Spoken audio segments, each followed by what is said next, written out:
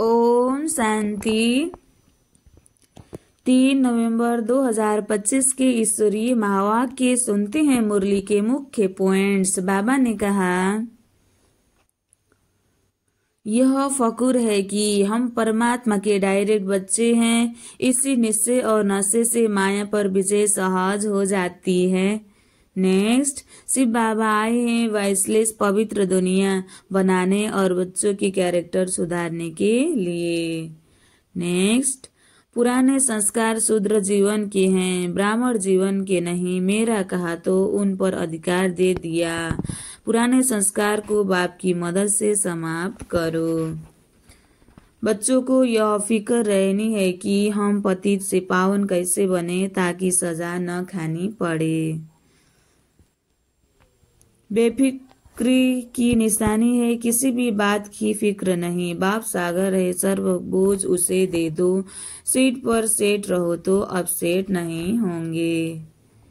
और अब सुनते हैं महावाक्यों को विस्तार से। मीठे बच्चे, बाप आए हैं वाइसलेस दुनिया बनाने, तुम्हारे कैरेक्टर सुधारने। तुम भाई भाई हो तो तुम्हारी दृष्टि बहुत शुद्ध होनी चाहिए। मीठे बच्चे, बाप आए हैं वाइसलेस दुनिया बनाने, तुम्हारे कैरेक्टर सुधारने। तुम भाई भाई हो तो तुम्हारी दृष्टि बहुत शुद्ध होनी चाहिए। प्रश्न, तुम बच्चे बेफिक्र बादशाह हो, फिर भी तुम्हें एक मूल फिक्रात अवश्य होनी चाहिए। कौन सी? हम पति से पावन कैसे बने, यह है मूल फिक्रात। ऐसा न हो बाप का बनकर फिर बाप के आगे सजाएं खानी पड़े। सजाओं से छूटने की फिक्रात रहे, नहीं तो उस समय बहुत लज्जा आएगी। बाकी तुम बेपरवाह बादशाह हो, सबको बाप का परिचय देना है। कोई समझता है तो बेहद का मालिक बनता नहीं, समझता है तो उसकी तकदीर तुम्हें परवाह नहीं। ओम शांति। रूहानी बाप जिसका नाम शिव है वह बैठ अपने बच्चों को समझाते हैं। रूहानी बाप सभी का एक ही है। पहले पहले यह बात समझानी है तो फिर आगे समझना सहज होगा। अगर बाप का परिचय नहीं मिला होगा तो प्रश्न करते रहेंगे। पहले पहले तो यह निश्चय करना है। सारी दुनिया को यह पता नहीं है कि गीता का भगवान कौन है। वह श्री कृष्ण के लिए कह देते, हम कहते परम पिता परमात्मा शिव गीता का भगवान है, वही ज्ञान का सागर है, मुख्य है सर्वशास्त्रमय शिरोमणि। गीता भगवान के लिए ही कहते हैं। हे प्रभु तेरी गत मत न्यारी। श्री कृष्ण के लिए ऐसे नहीं कहेंगे। बाप जो सत्य है वह जरूर सत्य ही सुनाएंगे। दुनिया पहले नई सत्य प्रधान थी, अभी दुनिया पुरानी तम प्रधान है।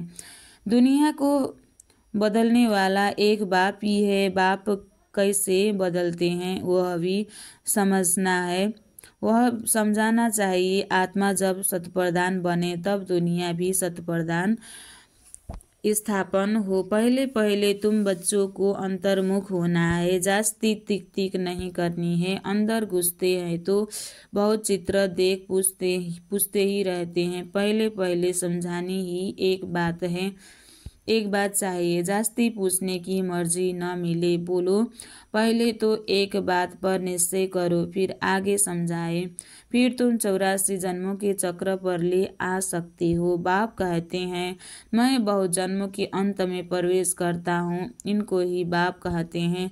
तुम अपने जन्मों को नहीं जानते हो। बाप हमको प्रजापिता ब्रह्मा द्वारा समझाते हैं। पहले पहले अल्प और ही समझाते हैं। अल्प समझने से फिर कोई संशय नहीं होगा। बोलो, बाप सत्य है, वह भी असत्य नहीं सुनाते। बेहद का बाप ही राजयोग सिखलाते हैं। शिवरात्रि गाई जाती है तो जरूर शिव यहाँ आए होंगे ना। जैसे श्री कृष्ण जयंती भी यहाँ मनाते हैं। कहते हैं, मैं ब्रह्मा द्वारा स्थापना करता हूँ। उस एक ही निराकार बाप के सब बच्चे हैं। तुम भी उसकी औलाद हो और फिर प्रजापिता ब्रह्मा की भी औलाद हो। प्रजापिता ब्रह्मा द्वारा स्थापना की तो जरूर ब्राह्मण ब्राह्मणियाँ होंगे, बहन भाई हो गए। इसमें पवित्रता रहनी है। गृहस्थ व्यवहार में रहते पवित्र रहने की यह है विधि। यह है बीती। बहन भाई है तो कभी क्रिमिनल दृष्टि नहीं होनी चाहिए। 21 जन्म दृष्टि सुधर जाती है। बाप ही बच्चों को शिक्षा देंगे ना। कैरेक्टर सुधारते हैं तभी सारी दुनिया के कैरेक्टर सुधरने हैं। इस पुरानी पतित दुनिया में कोई कैरेक्टर नहीं, सब में बेकार है। यह है ही पतित विशेष दुनिया। फिर वैसलेस दुनिया कैसे बनेगी सिवाय बाप के और कोई बना न सके। अभी बाप पवित्र बना रहे हैं। यह है सब गुप्त बातें। हम आत्मा हैं, आत्मा को परमात्मा बाप से मिलना है। सब पुरुषार्थ करते ही हैं भगवान से मिलने के लिए। भगवान एक निराकार है। लिबरेटर गाइड भी परमात्मा को ही कहा जाता है। दूसरे धर्म वाले कोई को लिबरेटर गाइड नहीं कहेंगे। परमपिता परमात्मा ही आकर लिबरेट करते हैं, अर्थात तम प्रधान से सत प्रधान बनाते हैं, गाइड भी करते हैं। तो पहले पहले यह एक ही बात बुद्धि में बैठाओ। अगर न समझे तो छोड़ देना चाहिए। अल्प को नहीं समझा तो बे से क्या फायदा। भले चले जाएं तुम मुझे नहीं, तुम मुझो नहीं। तुम बेपरवाह बादशाह हो। असुरों के विघ्न पड़ने ही है। यह है ही रुद्र ज्ञान यज्ञ। तो पहले पहले बाप का परिचय देना है। बाप पहले है मन मना भव। बाप कहते हैं मन मना भव। जितना पुरुषार्थ करेंगे उस अनुसार पद पाएंगे। आदि सनातन देवी देवता धर्म का राज्य स्थापन हो रहा है। इन लक्ष्मी नारायण की डिनाइस्टी है और धर्म वाले कोई डिनाइस्टी नहीं करते हैं। बाप तो आकर डिनाइस्टी स्थापन नहीं करते हैं। बाप तो आकर सबको मुक्त करते हैं। फिर अपने अपने समय पर और धर्म स्थापकों को आकर अपना धर्म स्थापन करना है। वृद्धि होनी है, पतित बनना ही है। पतित से पावन बनाना यह तो बाप का ही काम है। वह तो सिर्फ आकर धर्म स्थापन करेंगे। उसमें बड़ाई की बात ही नहीं। महिमा है ही एक की। वो तो क्राइस्ट के पिछाड़ी कितना करते हैं उनको भी समझाया जाता। लिबरेटर गाइड तो गॉड फादर ही है। उनके पिछाड़ी क्रिश्चियन धर्म की आत्माएं आती रहती है, नीचे उतरती रहती है। दुख से छुड़ाने वाला तो एक ही बाप है। यह पॉइंट बुद्धि में अच्छी रीति धारण करना है। एक गॉड को ही मर्सीफुल कहा जाता है। एक भी मनुष्य किसी पर मर्सी नहीं करते। मर्सी होती है बेहद की। एक बाप ही सब पर रहम करते हैं। सतयुग में सब सुख शांति में रहते हैं, दुख की बात ही नहीं। बच्चे एक बात अल्प पर किसी को निश्चय कराते नहीं और फिर बातों में चले जाने हैं। फिर कहते गला ही खराब हो गया। पहले पहले बाप का परिचय देना है। तुम और बातों में जाओ ही नहीं, बोलो बाप को सत्य बोलेंगे न। हम बीके को बाप ही सुनाते हैं। यह चित्र सब पहले बनवाए हैं, इसमें संशय नहीं आना चाहिए। संशय बुद्धि विनशयन्ति। पहले तुम अपने को आत्मा समझ बाप को याद करो तो विकर्म विनाश होंगे और कोई उपाय नहीं। पतित पावन तो एक ही है ना। बाप कहते हैं देह के सब संबंध छोड़ मामेकम याद करो। बाप जिसमें प्रवेश करते हैं उनको भी फिर पुरुषार्थ कर सतप्रधान बनाना है। बनेंगे पुरुषार्थ से फिर ब्रह्मा और विष्णु का कनेक्शन भी बताते हैं। बाप तुम ब्राह्मणों को राज योग सिखलाते हैं तो तुम विष्णुपुरी के मालिक बनते हो। फिर तुम ही 84 जन्म ले अंत में शूद्र बनते हो। फिर बाप आकर शूद्र से ब्राह्मण बनाते हैं। ऐसे और कोई बता न सके। पहली बात है बाप का परिचय देना। बाप कहते हैं मुझे ही पतितों को पावन बनाने का यहाँ आना पड़ता है। ऐसे नहीं कि ऊपर से प्रेरणा देता हूँ। इनकी ही नाम है भाग्य इनकी ही नाम है भागीरथ, तो जरूर इनमें ही प्रवेश करेंगे। यह है भी बहुत जन्मों के अंत का जन्म, फिर शतप्रधान बनते हैं। उसके लिए बाप युक्ति बताते हैं कि अपने को आत्मा समझ मामेकम याद करो। मैं ही सर्वशक्तिवान हूँ, मुझे याद करने से तुम्हारे में सर्वशक्ति आएगी, तुम विश्व के मालिक बनेंगे। यह लक्ष्मी नारायण का वर्षा इन्हों को बाप से मिला है। कैसे मिला वह समझाते हैं। प्रदर्शनी, म्यूजियम आदि में भी तुम कह देते हो कि पहले एक बात को समझो, फिर और बातों में जाना है।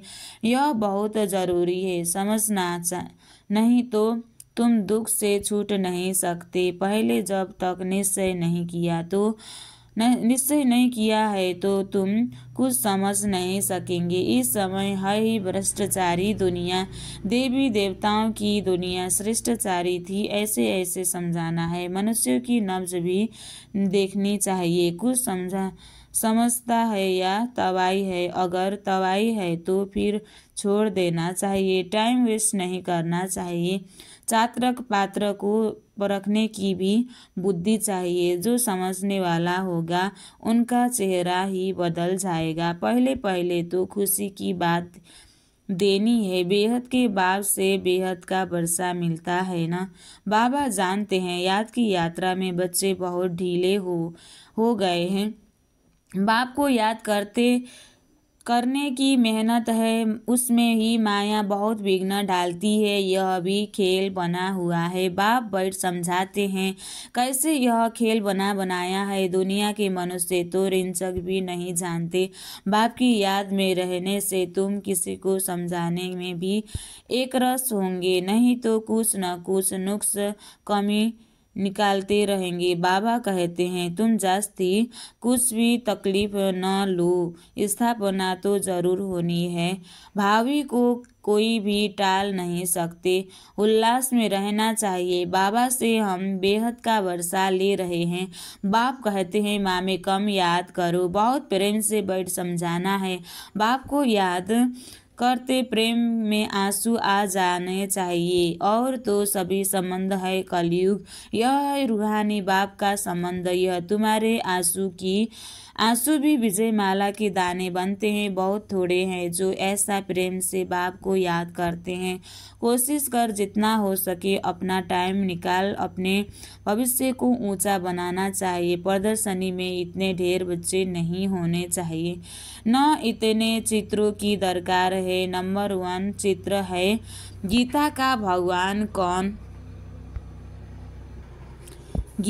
भगवान कौन, उसके बाजू में लक्ष्मी नारायण का सीढ़ी का बस, बाकी इतने चित्र कोई नाम के नहीं। तुम बच्चों को जितना हो सके याद की यात्रा को बढ़ाना है। मूल फिक्रात रखनी है कि पतित से पावन कैसे बने, बाबा का बनकर और फिर बाबा के आगे जाकर सजा खाए। यह तो बड़ी दुर्गति की बात है। अभी याद की यात्रा पर नहीं रहेंगे तो फिर बाप के आगे सजा खाने समय बहुत लज्जा आएगी। सजा न खानी पड़े यह सबसे जास्ती फुरना रखना है। तुम रूप भी हो बसंत भी हो। बाबा भी कहते हैं मैं रूप भी हूँ बसंत भी हूँ, छोटी सी बिंदी हूँ और फिर ज्ञान का सागर भी हूँ। तुम्हारी आत्मा में सारा ज्ञान भरते हैं। 84 जन्मों का सारा राज तुम्हारी बुद्धि में है।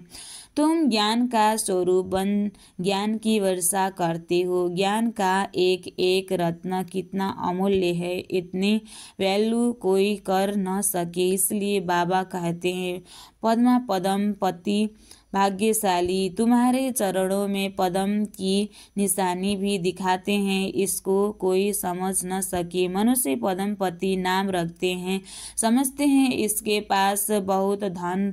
पद्मपति का नाम सरनेम भी रखते हैं। बाप सब बातें समझाते हैं, फिर कहते हैं मूल बात है कि बाप को और 84 के चक्र को याद करो। यह नॉलेज भारतवासियों के लिए ही है। तुम ही 84 जन्म लेते हो, यह भी समझ की बात है ना। और कोई सन्यासी आदि को सुदर्शन चक्रधारी भी नहीं कहेंगे, देवताओं को भी नहीं कहेंगे। देवताएं में ज्ञान होता ही नहीं है। तुम कहेंगे हमारे में सारा ज्ञान है, इन लक्ष्मी नारायण में नहीं है। बाप तो यथार्थ बात समझाते हैं ना। यह ज्ञान बड़ा वंडरफुल है। तुम कितने गुप्त स्टूडेंट हो। तुम कहेंगे हम पाठशाला में जाते हैं, भगवान हमको पढ़ाते हैं, एम ऑब्जेक्ट क्या है, हम यह लक्ष्मी नारायण बनेंगे। मनुष्य सुनकर वंडर खाएंगे। हम अपने हेड ऑफिस में जाते हैं, क्या पढ़ते हो। मनुष्य से देवता, बेगर से प्रिंस बनने की पढ़ाई पढ़ रहे हैं। तुम्हारे चित्र भी फर्स्ट क्लास है। धन दान भी हमेशा पात्र को किया जाता है। पात्र तुमको कहाँ मिलेंगे? शिव के, लक्ष्मी नारायण के, राम सीता के मंदिरों में। वहाँ जाकर तुम उन्हों की सेवा करो, अपना टाइम वेस्ट नहीं करो। गंगा नहीं पर भी जाकर तुम समझाओ, पतित पावनी गंगा है या परमपिता परमात्मा है। सर्व की सदगति यह पानी करेगा या बेहद का बाप करेगा। तुम इस पर अच्छी रीति समझा सकते हो। पतित पावनी कोई पानी नहीं है, कोई गंगा नहीं है। शिव परम पिता परमात्मा ही हमें पतित से पावन बनाते हैं। गंगा में स्नान, ज्ञान सागर में स्नान कराते हैं, ज्ञान सागर में डुबकी लगाते हैं और पावन बनाते हैं। विश्व का मालिक बनने का रास्ता बताते हो। दान करते हो, कौड़ी जैसे मनुष्य को हीरे जैसे विश्व का मालिक बनाते हो। भारत विश्व का मालिक था ना। तुम ब्राह्मणों का देवताओं से भी उत्तम कुल है। यह बाबा तो समझाते हैं। मैं बाप का एक ही सिकिलदा बच्चा हूँ। बाबा ने हमारा यह शरीर लोन पर लिया है। तुम्हारे सिवाय और कोई भी यह बातें समझ न सके। बाबा की हमारे पर सवारी की हुई है। हमने बाबा को कुल्हे पर बैठाया है, अर्थात शरीर दिया है कि सर्विस करो। उनका एवजा में फिर वह कितना देते हैं जो हमको सबसे ऊंच कंधे पर चढ़ाते हैं, नंबर 1 ले जाते हैं। बाप को बच्चे प्यारे लगते हैं तो उनको कन्हे पर चढ़ाते हैं ना। माँ बच्चे को सिर्फ गोद तक लेती है। माँ बाप को कंधे पर चढ़ाते हैं। पाठशाला कभी कल्पना नहीं कहा जाता। स्कूल में हिस्ट्री ज्योग्राफी पढ़ते हैं तो क्या वह कल्पना हुई? यह भी वर्ल्ड की हिस्ट्री ज्योग्राफी है ना। अच्छा, मीठे मीठे सिकलदे बच्चों प्रति माता पिता बाप दादा का याद प्यार और गुड मॉर्निंग। रूहानी बाप की रूहानी बच्चों को नमस्ते। हम रूहानी बच्चों की भी रूहानी बाप दादा को दिल से याद प्यार और गुड मॉर्निंग। नमस्ते बाप दादा, नमस्ते नमस्ते नमस्ते। धारणा के लिए मुख्य सार, बहुत प्रेम से बैठकर रूहानी बाप को याद करना है। याद में प्रेम के आंसू आ जाए तो वह आंसू विजय माला का दाना बन जाएंगे। अपना समय भविष्य प्रारब्ध बनाने में सफल करना है। दूसरा, अंतर्मुखी हो, सबको अल्प का परिचय देना है। ज्यादा तकलीफ तिक नहीं करनी है। एक ही फुरना रहे कि ऐसा कोई कर्तव्य न हो जिसकी सजा खानी पड़े। ऐसा कर्तव्य न हो कि जिसकी सजा खानी पड़े। आज बाबा ने वरदान दिया है, रूहानी यात्री हूँ, इस स्मृति से सदा उपराम न्यारे और निर्मोही भव। रूहानी यात्री हूँ, आत्मिक यात्री हूँ, इस स्मृति से सदा उपराम न्यारे और निर्मोही भव। रूहानी यात्री सदा याद की यात्रा में आगे बढ़ते रहते हैं। यह यात्रा सदा ही सुखदायी है। जो रूहानी यात्रा में तत्पर रहते हैं उन्हें दूसरी कोई यात्रा करने की आवश्यकता नहीं। इस यात्रा में सब यात्राएं समाई हुई है। मन व तन से भटकना बंद हो जाता है तो सदा यही स्मृति रहे कि हम रूहानी यात्री हैं। यात्री का किसी में भी मोह नहीं होता। उन्हें सहज ही उपराम न्यारे व निर्मोही बनने का का वरदान मिल जाता है। स्लोगन: सदा वह बाबा, वह तकदीर और वह मीठा परिवार, यही गीत गाते रहो। वह बाबा, वह तकदीर और वह मीठा परिवार, यही गीत गाते रहो। अव्यक्त इशारे: अशरीरी व विदेही स्थिति का अभ्यास बढ़ाओ। जैसे बाप को सर्व स्वरूपों से व सर्व संबंधों से जानना आवश्यक है, ऐसे ही बाप द्वारा स्वयं को भी जानना आवश्यक है। जानना अर्थात मानना। मैं जो हूँ, जैसा हूँ, ऐसे मानकर चलेंगे तो देह में विदेही, व्यक्त में होते अव्यक्त, चलते फिरते फरिश्ता व कर्म करते हुए कर्मातीत स्थिति बन जाएगी। अच्छा, ओम शांति। अच्छा, ओम शांति।